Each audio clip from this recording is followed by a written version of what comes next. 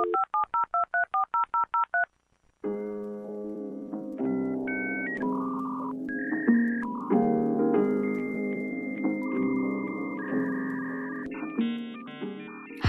I'm Anna Soper. Welcome to another episode of Teen People. In this episode, I'm speaking with author and film critic Alonso Duralde. Here's what we've got for you. And you know, the stuff that Anita Bryant was saying about gay teachers in 1977 is what they're saying about, you know, drag queen story hour now. I mean, it's the same playbook over and I finally one day said, okay, look, if all of these people weren't working in the film industry, if they were down the street doing dinner theater and putting on, like, I don't know, MAME or something, you would absolutely not question me if I told you, well, this one's gay and she's a lesbian. But because they're movie stars and because you have bought into, you know, the armies of publicists and image makers and all that other stuff that have crafted these public personas for them, you can't wrap your head. And so, yeah, I mean, Claudia Colbert, we didn't have it in the book, but there's this famous picture of her, she and Marlene Dietrich sort of snuggling as they're both wearing pants and riding an amusement park slide at a birthday party for Carole Lombard. And that was one of those moments that, you know, got into the gossip columns and got the closest to anybody being like, okay, Claudette, what's up? And that coincided with the studios really cracking down.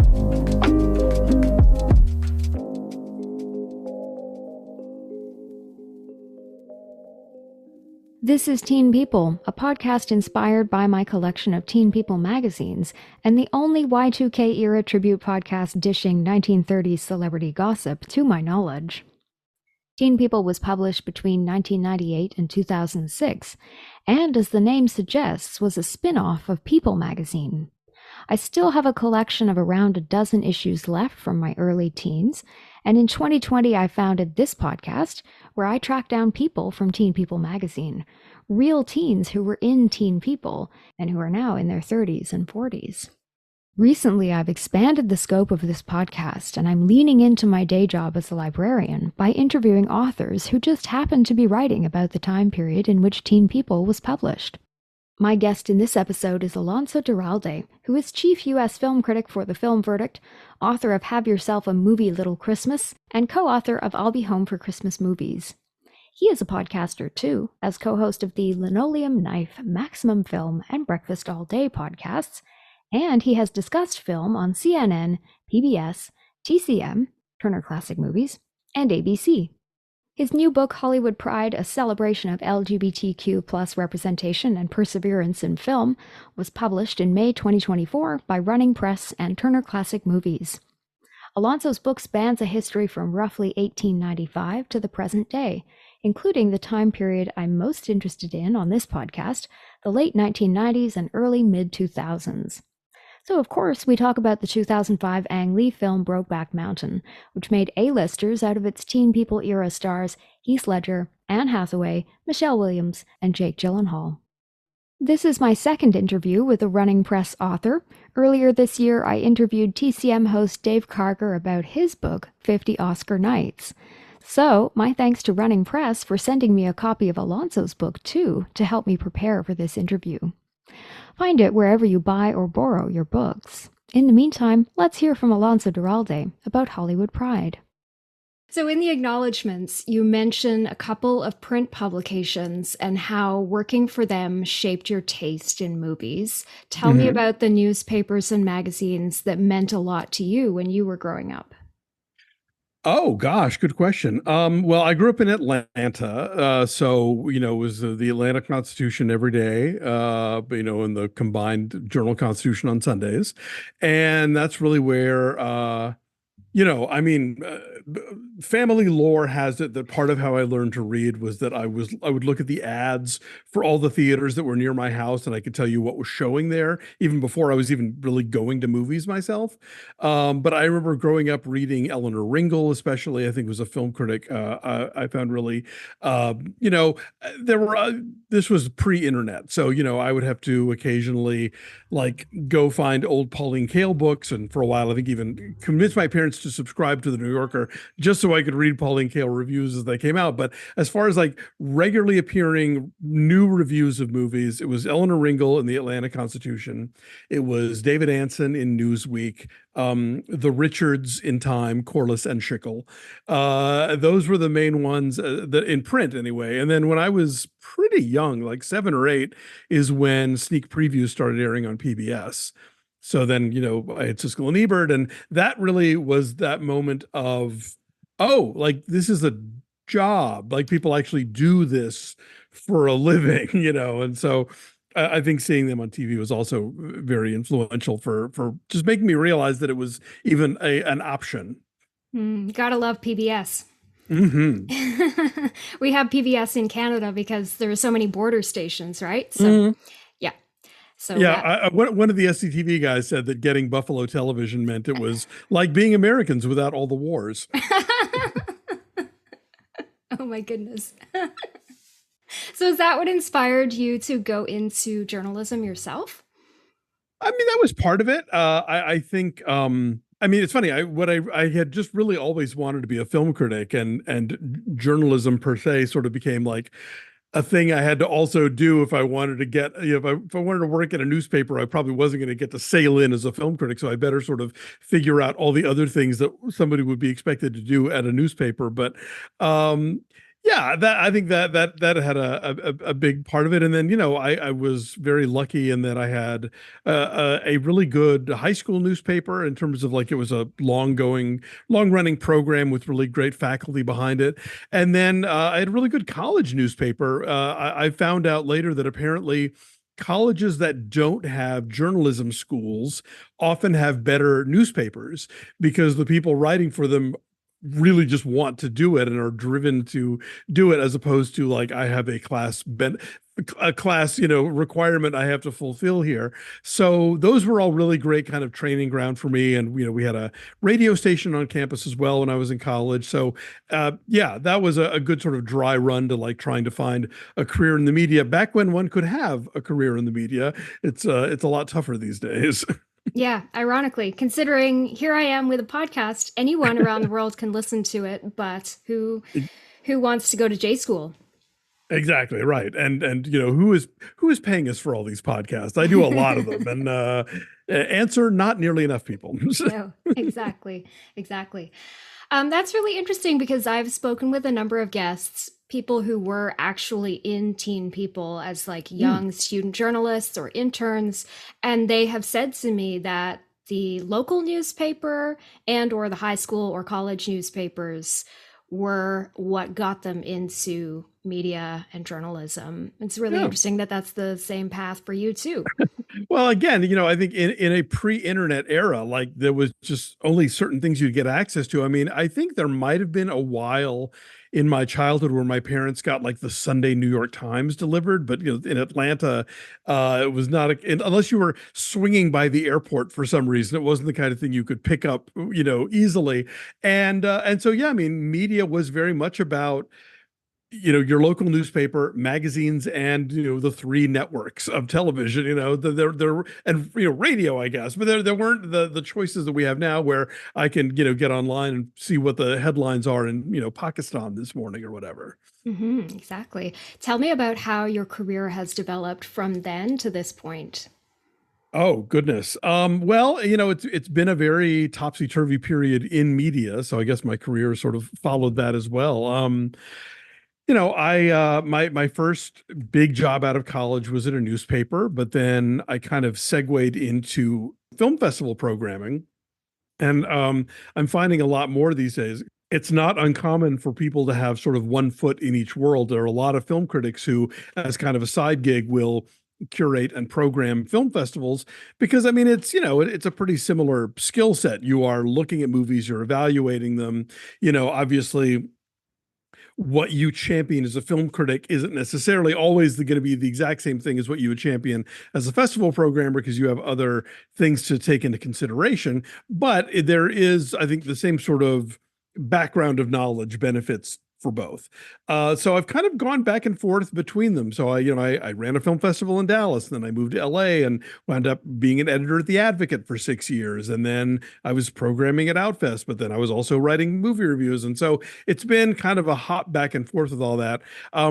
Less with festivals probably since the pandemic started. But yeah, those kind of two streams have been the main driver of my work life. And this is not your first book. Tell me about the books that you've written. Well, when I was at The Advocate, I wrote a book called 101 Must-See Movies for Gay Men, which is quite out of print now. But the idea at the time was, I was in my 30s, but I would encounter, interns that we had who were in their early 20s whose background, information and interest in film rarely went before about 1990 or so. And so I sort of felt like I was, obviously who am I to say, but I thought I would do this primer of like, here's a list of films that maybe you should see if you're a gay guy and you might find them of interest, and they have historical importance and different things like that. So that, is a bit of a prep for the book that we're talking about now. And then between those two, I did a couple of books about Christmas movies, one about sort of, theatrical, big traditional Christmas movies. And then one that I did about Hallmark Christmas movies in collaboration with some friends of mine who do a very funny podcast called Deck the Hallmark. And so, yeah, so now this is my fourth book. And I know that you have an association with TCM, and I'm bringing this up because I love TCM and because I interviewed Dave Karger in February. He actually freelanced for Teen People at the start of his career. Oh, no kidding. Oh, that's yeah. great. Yeah. While he was at Entertainment Weekly. And when I started this podcast, I remember seeing his byline in my old Teen Peoples. I have about a dozen issues left from my subscription back in the day. And, watching TCM, I was sort of thinking, oh, I'd love to have Dave Karger on. And then publishing his book, I was able to reach out and get connected and interview him for his book that just came out earlier this year. Tell me about your association with TCM and with Ben Mankiewicz. Well, I've known Ben for a very long time. He brought me onto a film review show that we were doing on the internet called What the Flick. It was part of the Young Turks Network on YouTube. And, we had met through mutual friends and at screenings and that kind of thing. And then at some point he had me kind of pop in when they would need a fill in. And then I eventually sort of became part of the permanent crew there. As TCM, I've of course always been a fan because I love old movies. But the first time I was ever involved with them directly was right after my first book about Christmas movies. I'll Be Home for no. The other one, Have Yourself a Movie Little Christmas, came out. I was invited to go on the TCM cruise, the inaugural one, which was a lot of fun. And I, did some clips and talked about holiday movies. And then I was also part of a documentary that they did called A Night at the Movies: Merry Christmas, that was all about Christmas films. And then it turns out that Running Press, who does the TCM books, also published the Hallmark book that I did. So I began working with the folks there, and we had a very good relationship. So they brought me in to do a TCM puzzle. They did a jigsaw puzzle that was double-sided, 50 legendary male movie stars on one side and 50 legendary women on the other. So I helped sort of pick who the 100 were going to be. And then I also wrote the booklet that you get with the puzzle that has little miniature biographies of everybody and suggested films you should check out and that kind of thing. And then they came to me with this project, and I was thrilled to be considered. And I put together a proposal, and they liked it. And here we are. I was going to ask what inspired Hollywood Pride. Tell me more about that process. Well, they have had an interesting series of books going, and I don't even know if they would officially call them a series, but they're, I think, of a piece with each other in terms of what they're aiming for, and also, they line up quite nicely on a bookshelf. But they put out several years ago a book called Hollywood Black by the great historian Donald Bogle, which is right now actually being turned into a TV miniseries, which I'm very excited to see. Justin Simeon and Forrest Whitaker are behind that one. And then a couple of years after that, Luis Reyes wrote a book called Viva Hollywood, which was the sort of Hispanic Latine, look at the history of the industry, where Bogle's had been the black element of it, and so now this one was the LGBTQ plus one, and so yeah, they brought it to me, and I guess because of my various backgrounds in queer media and queer cinema, they thought it'd be a good fit, and I hope they were right. Absolutely. And reading the book made me think about how, as a cis and straight person, I have grown up with queer representation in cinema kind of as a given in a way. I think I have taken it for granted. The fact that I saw Mrs. Doubtfire with my parents when I was like 6 or 7 years old, they took me to the cinema to see it. And it was just like, I didn't even stop to question it. I didn't even think, oh, wow. It was just like completely already normalized for me. And when I think about all the other films that I remember seeing growing up, for example, Four Weddings and a Funeral, where there is not only a gay couple, which is again completely normalized, but also an interaction between one of the wedding guests and Kirsten Scott Thomas. Are you a lesbian?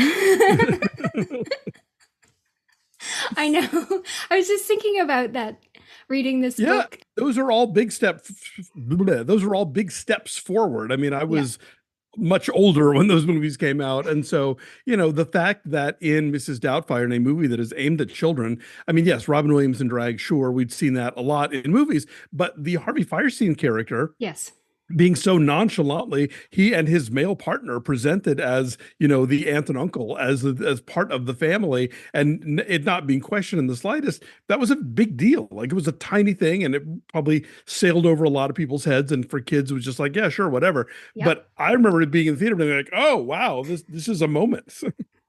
I think that must speak to the fact that I was 6 or 7, however old I was when I first saw Mrs. Doubtfire, but then also I'm not of that community, right? And so yeah, I could imagine how really important and meaningful that kind of representation would have been at the time. And as you say, for me, it just sailed over my head. I should find out how my parents received that. I don't know how they must have felt taking me to Mrs. Doubtfire, but I remember enjoying it and having a good time. I was one of the original generation that watched Sesame Street, and I think a lot of the things that they were doing on that show, whether it was about having Black and Latino and white characters sort of hanging out on the street and it not being an issue, to like, I still remember specific songs on that show that were about like, not polluting, about the ecology and the environment and stuff, which I'm sure at the time felt like, ooh, this is progressive. This is unlike anything else. But if you're a kid, you're like, well, this is what's on TV right now. And I'm just going to take it at face value. And so sometimes I think what's valuable about a book like this is that it's a reminder that this didn't all just happen, and that there was a very long period of cultural history where these stories were being actively erased and actively hidden, and that people's lives were led in a way that were actively hidden. Not because of personal cowardice, but because of, systems in play of law and religion and employment or whatever that demanded it. And so it's great that we now, have reached the point that we have, but A, there's always further to go. And B, they could take it all away again real quick if we aren't careful. Mm-hmm. Yes, I felt that reading through the biographies of the stars, particularly in earlier decades, and you just think about all the lost potential, all the strain and stress of living essentially a double life. And this has been well documented now in books like your book, in books and the documentary like Tab Hunter Confidential, which I haven't read the book, but I have seen the documentary on TCM and really enjoyed it and admired how, unlike for Rock Hudson and Anthony Perkins, you have the three of them together in this book. Tab Hunter is the one who kind of got the happy ending, and I'm happy for him that he had that. Yeah, absolutely. I mean, I think those guys went through such a difficult period, having to sort of emerge right in the throes of like the early Cold War period, where to be known as queer was also to be thought of, oh, well, then you must be a communist too, and then to be that generation having to deal with the AIDS epidemic in the 80s. It was a very tough time to be alive and to like try and live your best life as a queer man. And so, yeah, it is heartening to know that for Tab Hunter, things did work out and he was able to, come out and be embraced for that and sort of, live out the rest of his days doing exactly what he wanted, which was, being with the horses, which he loved. Yeah, yeah. Being with the horses and in that lovely home with his partner. Yeah. Also, I think the book is illuminating because for me, it made me consider queer lives that I had not perceived before. And again, we talk about things being sort of under the radar or going over one's head. An actor like Claudette Colbert, I must say, I love Claudette Colbert, but I have not read much about her. I don't know too much about her story, but she's in this book, and I thought, oh, I didn't realize that she was in the LGBTQ community. Yeah, I remember when I first moved to Los Angeles and I would go home to Atlanta and I would talk about people who were famous and gay but hadn't come out yet. It wasn't general knowledge. I would mention it to my family and they would always be shocked and disbelieving. And I finally one day said, okay, look, if all of these people weren't working in the film industry, if they were down the street doing dinner theater and putting on like, I don't know, MAME or something, you would absolutely not question me if I told you, well, this one's gay and this one's gay and she's a lesbian.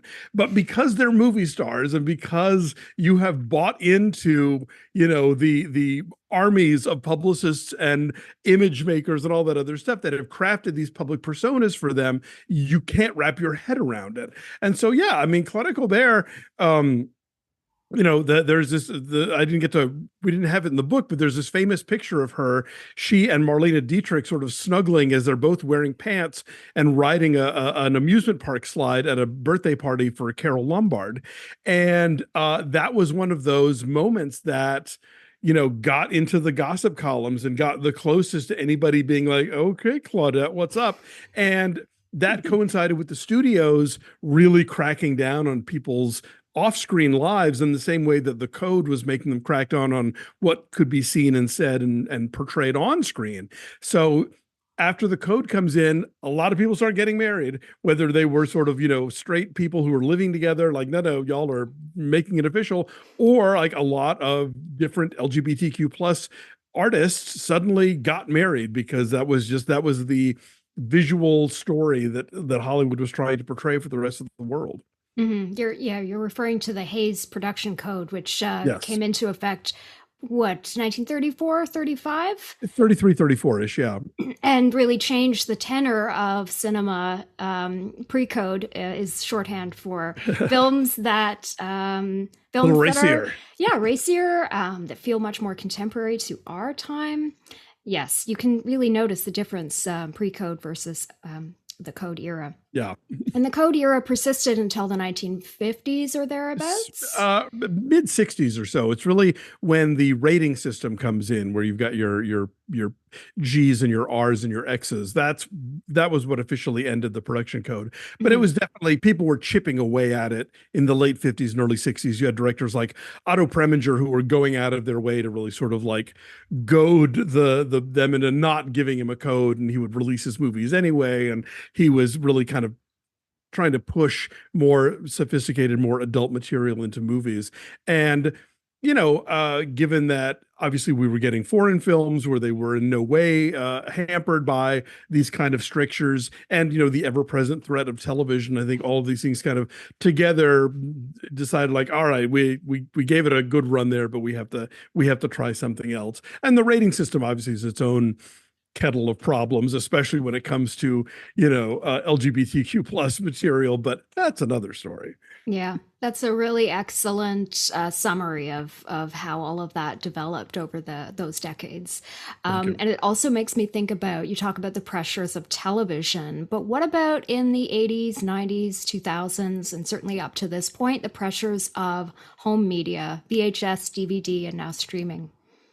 Well, I think early on, especially for kind of smaller queer indies, VHS was a godsend because if you lived outside of, New York or Los Angeles or San Francisco or Chicago or, 10 or 15 major markets, it was entirely possible that a lot of these new queer films like Parting Glances or Desert Hearts in the late 80s just weren't going to open near you. And so those movies had a whole other life on VHS, especially I think also for people who maybe didn't want to be seen going into their local theater in their small town where everybody knows each other's business, seeing these movies. They could then discreetly rent them one way or another. And so I think for smaller films, that really helped a lot. Obviously, in the bigger picture, you have a lot of different phases of whether the studios are benefiting or being hurt by VHS. Certainly, there was a wave of indie movies in the 80s that were being made because they were like, well, we'll pre-sell the VHS rights and then we'll make the movie for that money and then we come out of this profitable. But then so many little weird movies got made that collected dust on video store shelves that model finally fell apart. And yeah, I mean, streaming is clearly now doing a real number on the traditional exhibition system, and I hope that we can figure out a way that you know we have the access of streaming, but we don't kill off theatrical. But again, I think when we're talking about LGBTQ plus cinema, so much of this is operating on a level of these aren't big budget blockbusters. These aren't necessarily movies with a bunch of big stars in them, and so things like streaming and home video, bring them to a lot of different places in the country, that don't have maybe they have like they're a few miles away. They have like a 2-screen multiplex that screens nothing but big Hollywood stuff. So if you want to see Bottoms or Problemista, like you have to wait for the streaming to happen. And so I think while the business side of it is always figuring out how to accommodate these new technologies, I think access has been really essential to letting queer people, whether they are confused and uncertain teenagers, or confused and uncertain adults, or people living not anywhere near an urban area, to get to see these movies. And very often you hear stories about people saying that these movies changed their lives and helped them really kind of understand their feelings and understand who they were. Mm. I wanted to talk about Brokeback Mountain because, of course, Yes. that was a very important cultural sort of touch point in the mid 2000s, and certainly for millennials and for people who were reading teen magazines at that point. Heath Ledger and Jake Gyllenhaal were Yeah. two of the biggest teen magazine heartthrobs in that time. And so Not to mention Princess Diaries and Dawson's Creek. yes, of course. That's true. Yeah. Michelle Williams and Anne Hathaway. So, and all four of those actors are not queer, as far as I know. So there's that as well. But Brokeback Mountain certainly was, I think, a watershed. Something that caught my attention in the book was that in the section about Brokeback Mountain, you mentioned that the film studio created a section on the official Brokeback Mountain website where people could post reflections on what the movie meant to them. And I thought that was fascinating because this is pre-social media. This is still an era of the social internet that is dominated by message boards and blogs and threads. And now we share so much of ourselves online. It's just as a matter of course. But I think here was a studio that came along with a product and decided to create a space where viewers could share some part of themselves publicly, inspired by the film. Um, can you tell me more about this? Yeah, I was working at the Advocate at the time, so we were, of course, breathlessly covering every inch of Brokeback Mountain news as it emerged, as it was being produced. And I did a cover story where I got to interview Pete Ledger, which was a great privilege. And then, yeah, the release itself and how it expanded out. And people didn't know how it was going to play outside of the big markets. There was concern that, like, the red state America might not be ready for this movie. And as it turned out, like, my husband was visiting his mother in Texas during the run of the film and took her to see it at like a weekday afternoon matinee. He said it was a fairly full theater, and everybody in the theater was at least like 60 years old. It was all these couples. And so, it was definitely a movie that managed to kind of find its way to people. And I think that the reason that it did was because it was, I think for a lot of people, it was something that was so very personal. And so I thought the website really took advantage of that, and was very smart about, like, this is a movie that people are reacting to in a very visceral way, in a very personal way, that it's bringing back memories, or it's, whether of past regrets, whether of past, of the beginnings of relationships that still are continuing. And so, yeah, they sort of opened up this page where you could just go on and leave your kind of testimony about stuff. And I would go through periodically and read them, and they were beautiful and heartbreaking. And Brokeback Mountain is a period piece, even though I think it could certainly play out in the world today for various reasons.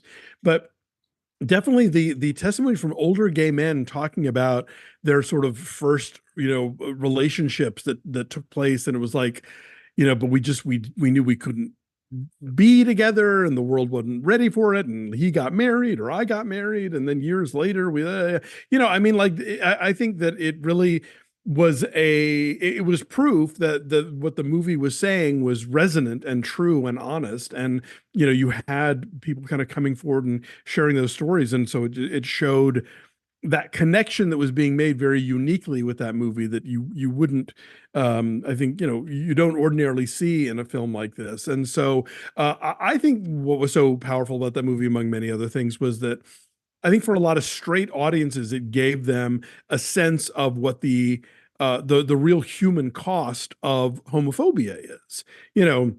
It's very easy to sort of think of gay people as this nebulous them over there that isn't you and isn't anyone you love or care about, and their lives don't matter or whatever.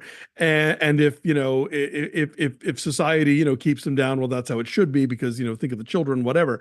And so to see this story of these two men who have nothing standing in the way of their happiness but the world, and that's what keeps them apart, and that's what prevents them from ever being able to be together. And I think for a lot of straight viewers, it was the first time they'd really considered how that works, and maybe that they were part of that world that was causing the tragedy for these two characters that they loved, and maybe they should think about that, and think about, going forward, what that might mean for them, and how they consider this, maybe you don't think about it as this issue, but think about it as these human beings whose happiness you are perhaps indirectly or directly impeding. Hmm. Can we talk about the? I'd love to hear your thoughts on the time at which Brokeback Mountain came out. So 2005. This Mm-hmm. is still the Bush presidency years. Mm-hmm. I believe same-sex marriage was already legalized in Canada. I would have to fact check that. I will fact check that. Probably, but y'all are way ahead of us on this stuff. but it wasn't yet in the States, right? Right, So that's can correct. do you, as a film critic, I Mhm. would like to hear your thoughts on how Brokeback Mountain sort of situates itself in the 2005 timeframe. Yeah, well, again, like, I was at the Advocate, so I was very much, we were paying attention to all of these things, not just in the arts, but in news. And that was that moment where, certain states were popping up, and like, oh, we can get married in Massachusetts, we can get married in Vermont, and so there was this kind of the slow roll toward 2015, and the Supreme Court finally, like, making it legal everywhere, was it wasn't just starting, but it was definitely, I think, in its earlier stages. And the thing about that movie is that it was the kind of thing where like straight radio DJs could still make fun of it, and be goofy about it and kind of like do little sissy voices on the air or whatever. But, I think as time went on, people kind of had to take it seriously because it was so good and because it was resonating with people in such a direct way, that it was really unlike anything else in the culture at that point. We'd had Will and Grace, um, and we had independent queer cinema, but this was a movie from a major director with major stars being put out by the art house division of a major studio. And there was something about it that I think people had to kind of consider it as something that we hadn't seen before, which we hadn't. And I think that, as the rest of society was beginning to figure out that gay issues were a thing that weren't going to go away, and that, certainly as younger people were starting to come out earlier and be more vocal about things. I would say in 2005, if you were in high school in 2005, you had a far different experience than I had in high school in the early 80s, in terms of there were, you had like, GSAs and different things like that, where there were clubs in schools, or there were support groups or whatever it was, and yeah, it was still pre-social media, but you had the internet. And so, I think that has definitely allowed people to sort of find each other, to talk about themselves in a relatively and anonymous way. You had things like Planet Out, I remember, was a big site at that point. So yeah, it was just one facet of the culture that was all kind of becoming this big snowball rolling towards things improving. And of course, it's that very snowball that we're seeing, under attack right now, with these new sort of like anti-trans, laws being passed, and the general rhetoric that's trying to demonize LGBTQ plus people. And we've been here before. All of this stuff is so cyclical. Reagan had "Make America Great Again" as his motto, and the stuff that Anita Bryant was saying about gay teachers in 1977 is what they're saying about drag queen story hour now. I mean, it's the same playbook over and over again. And so I think it's really important that people get a grip on their queer history and their cultural history, because there's nothing new at this point. We're just kind of changing around the details, but we've been here. Mm-hmm. That's the power of a book like yours at this time, I think. Yeah. Actually, that segues perfectly into my next question. Because I think for millennials growing up in this time, the early mid 2000s normalized a kind of experimental presentation in men, that metrosexual look. Right. And it was all still within the normative boundaries of beauty standards, ableism, white privilege. But you saw men like Brandon Flowers from The Killers wearing guy liner. And Pete Doherty and Carl Barat kissing on stage in The Libertines. Franz Ferdinand's song "Michael" is another example of this. As a film critic, how do you see that trend playing out in that time in pop culture and cinema?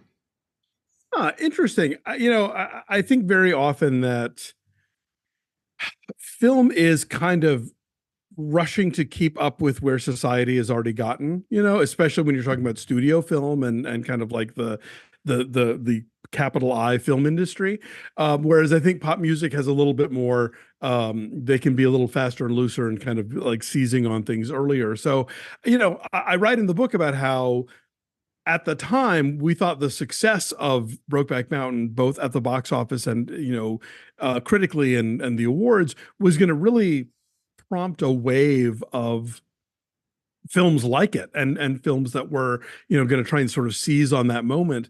And I think it mainly happened on television, frankly. I don't think that you didn't, it's not that queer film went away. There have always been, some interesting films popping up every year, and, that move the conversation forward and that are, essential to the cultural conversation. But I honestly think that Brokeback Mountain probably opened more doors for things like, and I don't know if I'm getting my chronology wrong here, but like Showtime's Queer as Folk remake, things like that, where I think that TV was, at least cable TV, was more willing to experiment on it and try to tell those stories, and bring in if not a broad audience, certainly a large enough audience that would keep those shows afloat, which they did. Mm. And reality television is also rising at this time. And Absolutely, so you yes. have Drag Race, of course, Yes. and America's Next Top Model, which I'm sure Yeah. plenty of gay men enjoyed. For sure. Oh yeah, no question. I just came across a thing of an old clip of Jade's Maybelline commercial, and I was like, oh yeah, that takes me back. Yeah, and there was definitely a gay presence in reality TV. I mean, that was another thing we covered a lot at the Advocate at the time, because I mean, arguably the first reality TV star was Lance Loud of An American Family in the early 70s, who, came out to his family and, America in the process of the show. And then you had the first winner of Survivor, Richard Hatch, was gay. And so, yeah, there was definitely a queer presence on a lot of shows. I think that as much as we talk about like the importance of cinema and how much it plays into the culture, I think for a lot of people growing up, seeing like drag queens on the Ricky Lake show, or seeing Pedro Zamora on MTV's The Real World, like these were the iconic kind of queer presences that really shaped them, that maybe gave them that aha moment early in life of figuring out, okay, I see myself in this person. And so, yeah, reality TV, for its many failures, I think does offer a direct channel in that way. And I think where other places in the culture might have been skittish about queer inclusion, even if they were doing it in an exploitative manner, it was still there. We were still on camera and talking about stuff. And so, yeah, I think that absolutely plays into it. Hmm. A few minutes ago, you mentioned Heath Ledger, and you mentioned that you had an opportunity to interview Heath Ledger for The Yeah. Advocate. Can you tell me about that interview? Sure. Yeah, it was great.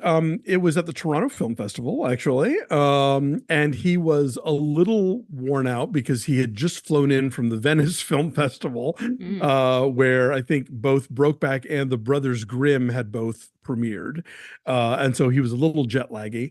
But it was a great conversation. I remember just really enjoying talking to him about, because he'd had a career up until that point that was like, there were some interesting moments, but it hadn't really quite, I think Brokeback really kind of pushed him into a whole other level of film. And obviously, the other stuff was down the road a bit. It was heartbreaking in retrospect because, he and Michelle Williams had just had their baby. She had just been born, and he was so clearly thrilled about being a dad. Like when he would talk about Matilda, like he lit up. And from years of doing interviews and kind of Q&As at festivals, you can tell when people are sort of on autopilot and talking about the new movie or the whatever it is they're talking about. But then if you pivot into that subject that they're really genuinely excited to talk about, you can sense it. And that was what parenthood was for him. And so the fact that he was, taken away from her so early in her life, I've always felt a little twinge of sadness about, because he was so thrilled about the prospect of being a parent. That is very touching. Yeah. I think actually, as you were saying that, I realized that I think all four of those actors really cemented their careers with that film. Oh yeah, no, for sure. I think that it was brilliantly cast, but going into it, it's sort of like, okay, wait, she's on that TV show and she's from the Disney movies, and he's Bubble Boy. Like, I mean, it's that they obviously the seeds of what they would become maybe are all planted there. But yeah, they've all gone on to do really fascinating work and show extraordinary depth as performers. But yeah, I think that movie is a real turning point in all of their careers. Yeah, and you see that throughout the history of Hollywood is young actors seeking to sort of draw a line under the past and choose a film role that's going to make them as adults, and Yeah. that's what that film did for them.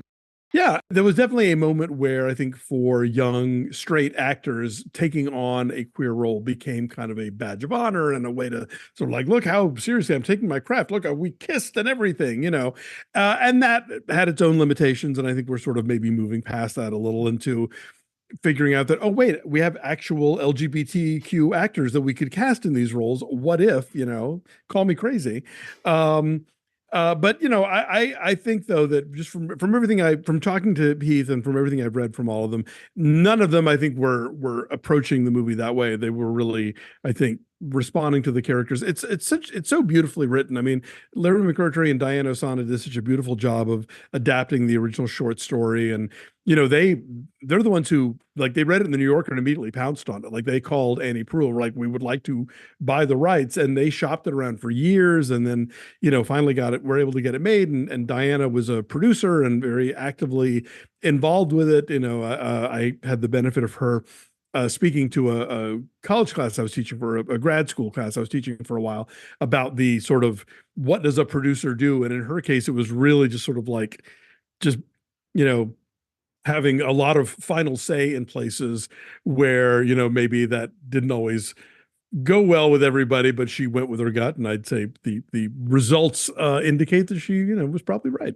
Yeah. And you talk in the book about Ang Lee as the choice for director. I hadn't made this mental leap before, but you referred to Brokeback Mountain earlier as a period film. And of course, Ang Lee did this beautiful version of Sense and Sensibility, with the screenplay by Emma Thompson. Right. And when I read that in your book, I thought, oh, I can see the two of them now as sort of paired together as maybe kindred spirits in Ang Lee's filmography. Yeah, I mean, it's like Brokeback Mountain is hardly Jane Austen, but it is people living in a society that's being rather prescriptive about who you are allowed to love and not allowed, and so in one case it's about wealth and property, and another it's about sort of societal dicta regarding sexuality. But he very much understands, I think, what that kind of society looks like wherever it's taking place. And I think Roger Ebert connected it to sort of like his Taiwanese upbringing, whatever it is. He's inherently understanding the way that those outside norms can crush people's lives if they aren't careful. Mm-hmm. And what you can say and what you can't say. Absolutely. I wanted to know what your favorite film in Hollywood Pride is and why it's your favorite. I can't pick one. It's crazy. No, I love so many movies in here. I will say that, like, a movie that I would like to get more people to watch. I'll phrase it that way. Okay. I'm a huge fan of Parting Glances from 1986, and I think it is such an essential step in getting us to the new queer cinema that would just explode about 5 years down the road. Notwithstanding the fact that Christine Vachon, who produced Poison and all of Todd Haynes' other films and so many other essential queer movies, worked on the film as an assistant editor. But it's Bill Sherwood. It's the one feature that he was able to make before dying of age-related complications, and it is a day in the life of this gay couple where one of them is about to leave for a long time on a work assignment, and sort of all of the kind of last minute running around of trying to get him ready to go, of attending a dinner party and then a surprise party. And then the other partner, in addition to having to deal with the absence of, his husband, is also taking care of his ex, who is himself dealing with AIDS-related complications, who's played by a young Steve Buscemi in one of his first major roles. And it's just a film that's funny and heartfelt, and it's loaded with conversations that feel like you are eavesdropping on people at a party, which is great and hard to do. And I think a movie that, it was very early in taking sexuality is just sort of read, like nobody has to explain themselves. There's no straight character who has to learn something. It's just there, and we're thrown into this circle of friends, most of whom are gay, not all of them. And we're there to meet these people and hang out with them for a while and get this very crisp picture of what life in New York City was like for a certain subset of upwardly mobile white gay men. But yeah, that's a film that I like a lot, and it's out there. You can stream it in a lot of different places, but I think it's not nearly as celebrated as it should be. My last question for you is a question I like to ask all of my guests because it is focused on our teenage years and coming up and the media we loved from back in that time in our lives. So I ask all of my guests to think back on their teenage selves and to think about what advice would you give your teenage self now if you could? Oh man. Good question. I would probably tell my teenage self, it's going to be okay. I think I was in the closet for pretty much my entire teenage. I didn't come out till after I was 20, and I think that it was a thing that I carried around like it was. If it got out, it would just be the end of me. It would destroy my life. It would destroy my relationships, my family, my friends, whatever. And it didn't. So I would maybe let teenage me know that was going to be okay. Wow, that's very powerful. Powerful and succinct. Sometimes the best advice we can give to ourselves or others is just that simple, right? Yeah, no question.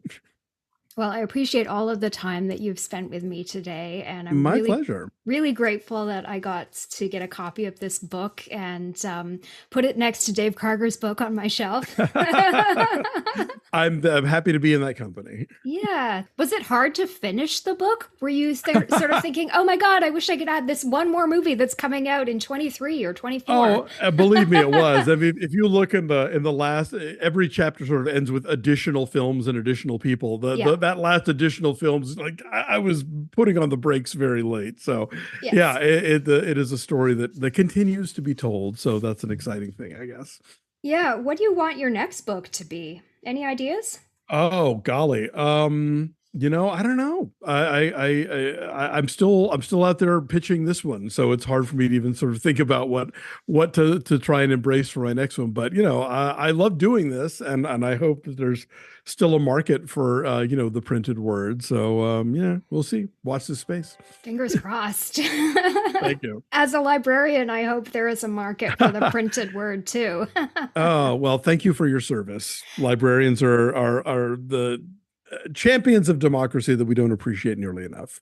Thank you so much. It's been lovely to meet you. Same here.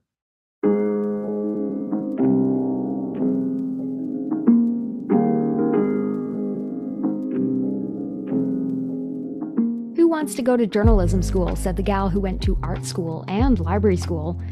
Anyway, I did fact check when same-sex marriage was legalized in Canada. It was legalized on a province-by-province basis beginning in 2003. In 2005, the Civil Marriage Act was passed in Canada's Parliament and received royal assent that summer, a couple of months before Brokeback Mountain came out, by the way. This is cool. Canada was the first country outside of Europe to legalize same-sex marriage. Thanks for listening to this episode, and happy Pride. Alonso's book, Hollywood Pride, is deeply researched, highly reviewed, and illustrated with more than 175 color and black and white photographs. Want to buy your own copy? Find more information in the notes for this episode, or check your local bookstore. I hope you'll have a listen to my interview with TCM host Dave Karger about his book 50 Oscar Nights, and his time working as a freelancer for Teen People magazine. I just really appreciated getting to do it because I think exposed my writing to a much different generation. I'm sure there were young people reading Entertainment Weekly, but not in the numbers that at Teen People. And it was fun to just write a little differently. I mean, my writing wasn't that different from the Entertainment Weekly stuff to the Teen People stuff, but I definitely wrote it with knowing that it was going to be younger people reading it.